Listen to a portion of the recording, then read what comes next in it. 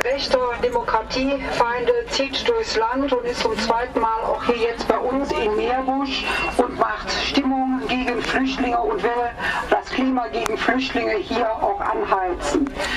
Polemik, rassistische Sprüche sind es, Feindbilder werden aufgebaut, Ressentiments gegen Flüchtlinge hier in unserer Stadt werden bewusst geschürt und sie alle zeigen mit der Präsenz, viele sind dem Aufruf jetzt gefolgt, zeigen sie, hier in Meerbusch ist kein Platz für die Menschen, die mit so einer braunen Gesinnung hier vorgehen wollen.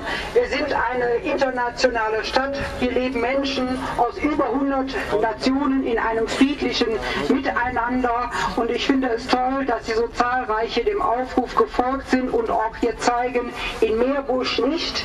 Hier finden solche Ressentiments, solche Vorwürfe, die hier vorgegeben werden, da sehe ich auch den Wölli, die finden hier keinen Platz und das finde ich sehr, sehr gut. Herzlichen Dank, dass Sie alle da sind und auch mit Ihrem Erscheinen auch sich so eindeutig in der kurzen Zeit jetzt auch hier positioniert haben. Vielen, vielen Dank dafür.